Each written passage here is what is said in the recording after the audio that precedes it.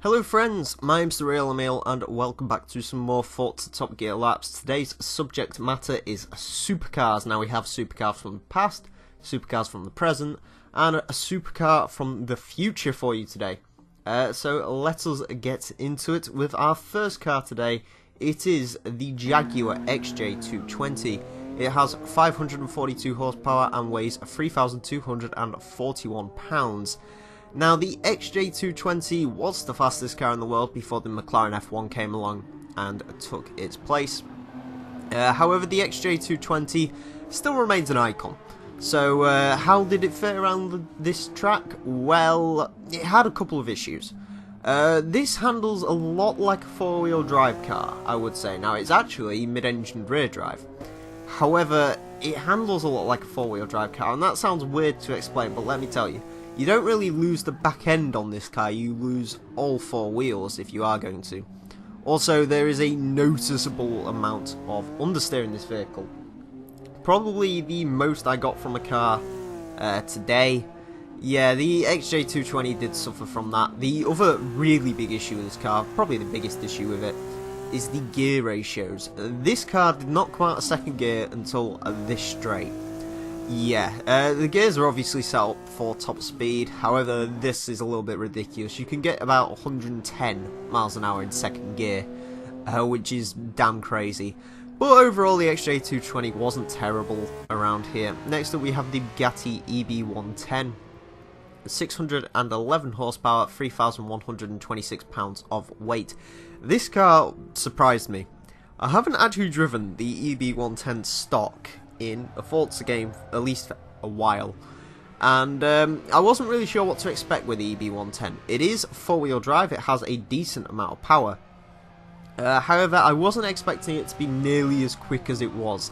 This car really just took my breath away with how quick this thing is, especially in a straight line. This is one of the fastest cars we've ever had, period. You know, throughout Season 3, Season 2, Season 1. This is one of the fastest cars we've had in a straight line, period. This really can compete with the hypercars around here as far as top speed goes. For the handling, is reasonably decent. It handles like any four-wheel drive supercar, really. A little bit slidey at times, but overall relatively decent. However, as soon as you came onto a straight, this thing was doing about 145, 150 miles an hour down this straight, which is almost as much as the Hennessy Venom I was doing back in Season 2. Yeah, the EB110 SS is a crazy car. Next up we have the Ferrari F50, which is a bit more modest. 513 horsepower, 2,712 pounds of weight. This is the lightest car here today, however it is the least powerful car here today.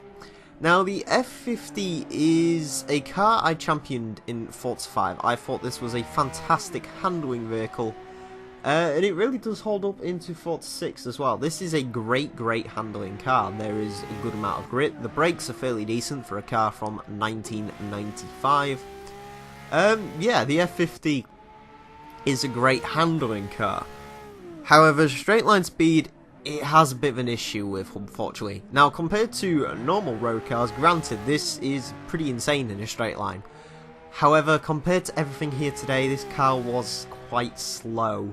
It did make up time with its speed through the corners, like here through the follow-through. This was doing about 105 miles an hour, fastest car here today through the corners, at least I think anyway.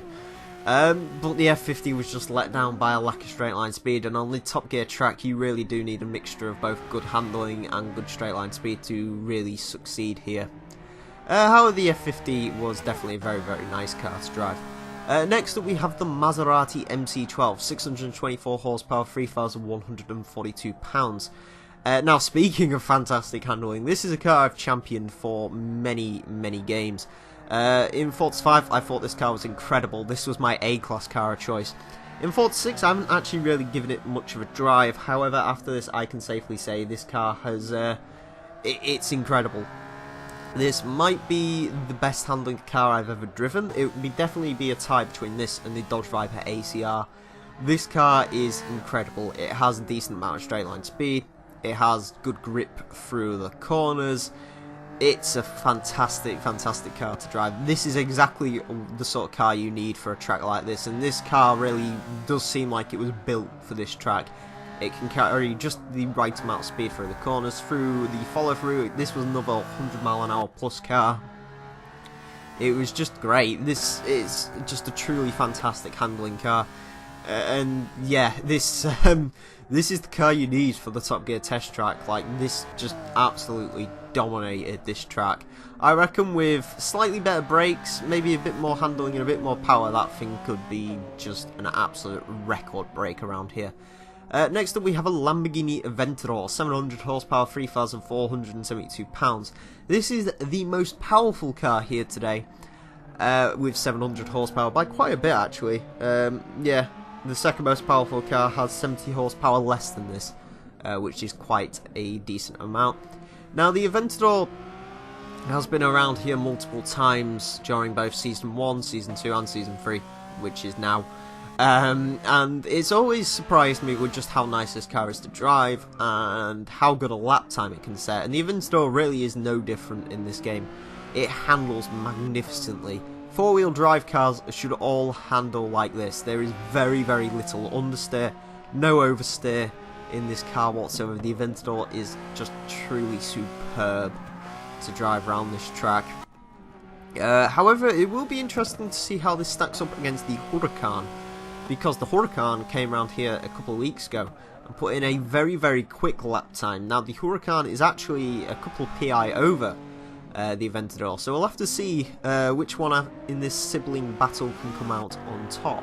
Next up we have an Audi R8 V10 Plus, 542 horsepower, 3,682 pounds of weight. This is the heaviest car here today, and I was curious to see how the R8 would perform. Now, this car's track record isn't very good. This in Forza 5 was actually a pretty horrible car to drive, quite slidey and so on. However, like the Nissan GTR, this car really has improved through Forza 5 to Forza 6. It's a much nicer handling car now than it was in Forza 5. It doesn't let go nearly as much as the Forza 5 version would. It really drives like the Lamborghini Huracan, which is, well, it's kind of what you would expect, considering these cars are actually fairly similar. However, it has less power than the Huracan, and I think it is quite a bit heavier as well, so it was much like a slower version of the Huracan, really. This really could deal with a bit more power and a bit less weight. That's sort of how I describe the R8. That's really what would make it better. However, it wasn't a terrible car to drive around here, not by any stretch of the imagination. I'm not a fan of the Audi R8 to begin with, but it wasn't terrible. And finally today, we have a supercar from the future. This is the Ford GT 2017 model. 630 horsepower, 2,890 pounds of weight. That makes this the lightest car here today, and the second most powerful. Now, the Ford GT 2017 model is really the car that I was looking to dethrone the 650S with. This has a ridiculously high PI, and overall it's just a ridiculously fast vehicle. As far as the drive, it's okay. There's certainly better driving supercars. In fact, most of these cars drive better than this one did. It's a little bit of a bitch to get off the line. It develops a lot of wheel spin, and through the corners you do have to be a little bit careful with the GT, otherwise you will go into horrible oversteering mode. However, it wasn't a bad car. It certainly doesn't drive anywhere near as bad as the 2005 model did on Forza 5, which we've still got to throw that around at some point. So it'll be interesting to see how much quicker this car is compared to the 2005 model. However, overall, the Ford GT was very, very quick. That's sort of the way to describe this car. It was hugely quick. Anyway, onto the times, and unsurprisingly, the Ford GT goes into first place with a 1:13.238. That is a second quicker than the 650S. It actually was quicker on its first lap round, in case you was wondering. The Maserati MC12 goes into third with a 1:14.451. That's very, very good, beating out the Huracan, which is pretty insane. The Aventador, 1:14.804, a little bit slower than the Huracan, however, it is much better to drive. And the EB110 Supersport, 1:15.110, that is pretty incredible, actually, for that car. Moving down the board, we actually find all of today's cars sort of nicely compact into one little area. The Ferrari F50 it goes into 14th with a 117.002. The Jaguar XJ220 goes into 15th with a 117.223. And in 16th, the Audi R8 V10 Plus with a 117.226. Those cars are ridiculously close. I was quite surprised when that happened myself. However, anyway, that is going to be it for today, friends. Next week's theme is actually going to be Best of the 90s. And this is actually going to be a consistent theme for a couple of weeks. We're going to take a look at time period and use the most well-known and most acclaimed cars from that era. Anyway, I want to thank you all very much for watching. Mine's been the Real Emile. Until next time, farewell.